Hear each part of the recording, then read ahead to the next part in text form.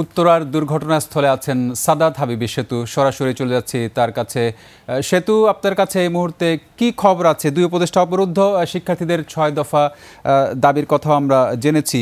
কি খবর আছে আপনার কাছে সর্বশেষ? আর আপনি যেমনটি জানাচ্ছিলেন রক্তিম, 6 দফার কথা আপনি জানিয়েছেন, সেই দাবি সরকার মেনেও নিয়েছে, মানে আইন উপদেষ্টা অন্তত পক্ষে গণমাধ্যমের সামনে সেটাই বলেছেন।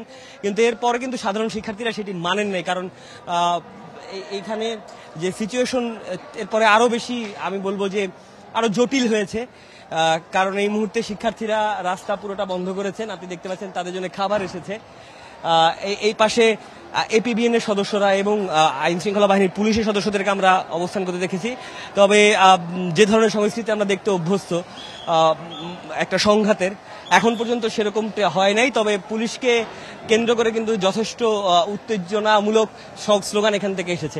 ওপাশে সেনাবাহিনীরও একটি দল আমরা প্রস্তুত থাকতে দেখেছি, যদিও তারা এখন বিশ্রামে আছে। এবং এই মুহূর্তের পরিস্থিতি আমি যদি বলি, তাহলে সমাধানের কোনো সূত্র হয়তোবা, মানে এই ইস্যুতে সরকারের ভূমিকা নিয়ে ছাত্রদের যে প্রশ্ন, মূল 1 নম্বর দাবিটাই ছিল যে গণমাধ্যমে যে মৃতের সংখ্যা প্রকাশ করা হচ্ছে সেই সংখ্যাটিকে তারা মনে করছেন ভুয়া, এবং এই সংখ্যাটাকে তাকে মনে করছেন যে এই সংখ্যাটি সঠিক নয়। সুতরাং এই সংখ্যা প্রকাশ করা বা তালিকা প্রকাশ করা, সেই বিষয়ে কিন্তু যেটি জানানো হয়েছে সরকারের পক্ষ থেকে, যে সরকার এখন যেটি করবে, এখানে একটি ডেস্ক তৈরি করবে এবং সেই ডেস্কে যদি কেউ নিখোঁজ পরিবারের সদস্য থাকেন তাহলে তারা সেখানে সেটি দাবি তুলতে পারবেন, এবং সেখান থেকে আসলে স্পষ্ট হবে যে আসলে কে কে নিখোঁজ রয়েছেন বা কতজন নিখোঁজ রয়েছেন বা মৃতের সংখ্যাই কত।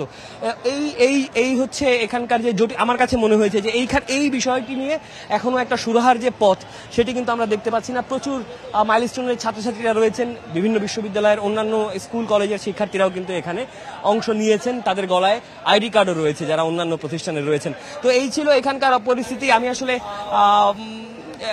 যেই খবরটি জানছি, এই এত কিছুর মধ্যে যে অবরুদ্ধর সংবাদটি আপনি জানেন, একবার চেষ্টাও করেছিলেন আসিফ নজরুল এবং উপদেষ্টা সিআর আবরার, তারা দুজনেই কিন্তু প্রধান উপদেষ্টা প্রেস উইংকে নিয়ে, ওই টিমটা নিয়ে চেষ্টা করেছিলেন, কিন্তু এই গেট অবধি তারা আসলে পার করতে পারেনি। এখন আমরা একটা বাঁশ দিয়ে একটা ব্যারিকেডের মতো, খুব ছোট কিন্তু একটা ব্যারিকেডের করার মতো একটা চেষ্টা আমরা দেখতে পাচ্ছি। তারা এখনো অবরুদ্ধ রয়েছেন।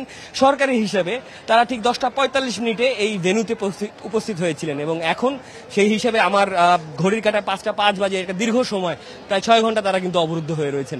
রক্তিম, এই ছিল আমার কাছে সবশেষ খবরাখবর।